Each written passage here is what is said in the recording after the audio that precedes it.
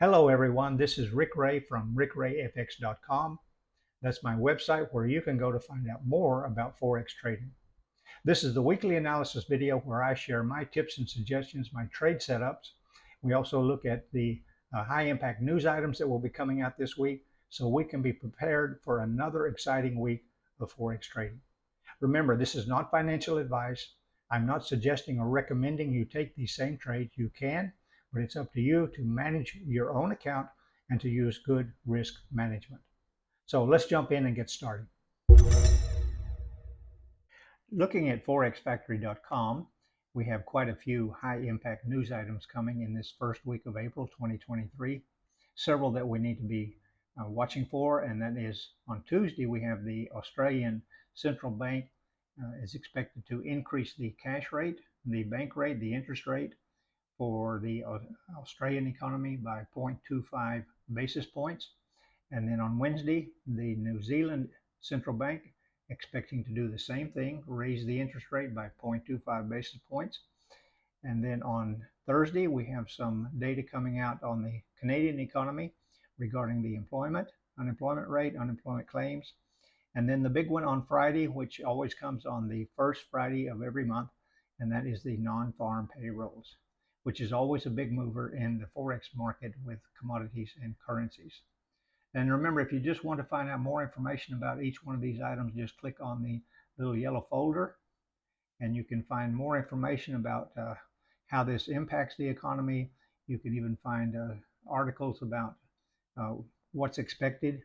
These are the talking heads that give their perspective on what they can expect from this impact, from this data that will be released, if you want to look at that. All right, so quite a few items coming out this first week of April 2023. And the times you see here on my graph are the Asian times. Okay, these are Laos, Vietnam, Thailand times. So be sure and check forexfactory.com for your local times to be aware of all of these high impact news items that will affect our trading for this first week of April. So here are the trade setups that I'm looking at for this week. And as I always start off showing you the DXY, that's the US dollar index, the US dollar compared with 6 other currencies. And we see a continuing decline in the US dollar, a weakening of the US dollar.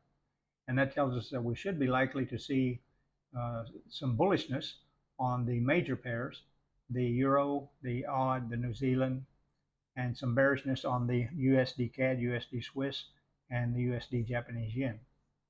So a continuing decline with the US dollar.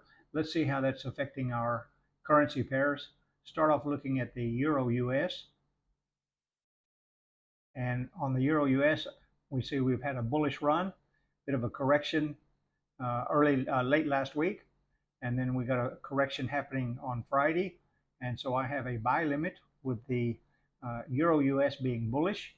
I have a buy limit on the Euro US at 1.0805.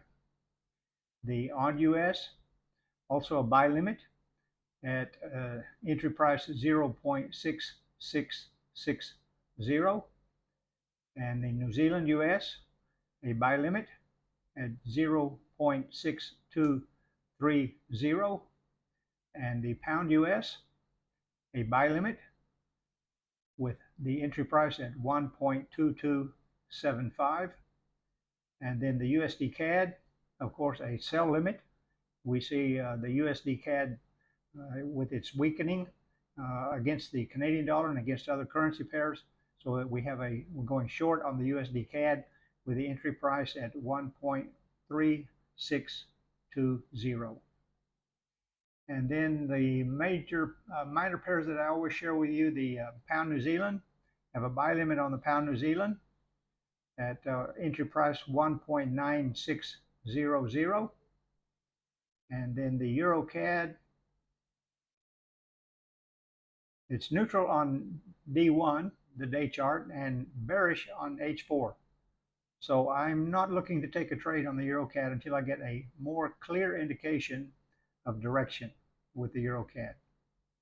And then finishing up with gold, XAU USD, bullish on the day chart, and neutral on the 4-hour chart.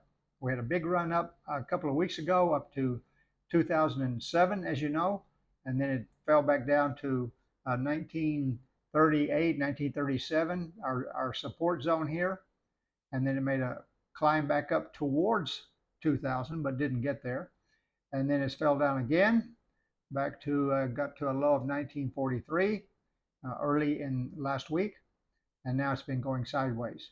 So I'm looking to see some continued decline, some slightly bearish movement to perhaps down to 1938, 1940, 1935, in that zone. I believe we'll come back down here and test this, and then perhaps continue that bullish move up back towards 2000 again. But as it's bullish on the day chart and neutral on the H4 chart, that could be indicating that we are seeing a change in direction. We could be turning bearish on gold, but it's not clear. All right, so my advice is to be cautious, trading gold, be nimble, be quick. Don't expect to hold any trades for a long period. Okay, just day trading, just in and out, get a few pips, take your profit, and be happy with that. Okay, that's my perspective on what I see happening in the market next week. And I wish you all the best with your trading. And remember, these are manual trades that I do take. Okay, manual trades that I take. I click buy and sell. I do the trading myself. But most of my trading is done with EAs. Okay, robot trading, automated trading. So if you're interested in that, you can check out my website, prosperityrisingea.com, as you see here on the screen, and find more information about automated trading, robot trading. And robot trading is great because the robot trades without emotion.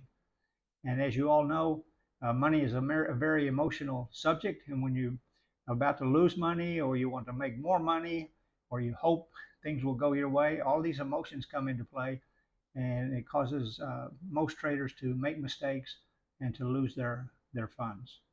So if you're interested in finding more about EA trading, robot trading, just go to my website, and you can, or leave a message here in YouTube, and I will get back to you. I'll reply to all comments and questions. Okay, have a great week of trading, and I'll see you again next Sunday. Bye-bye.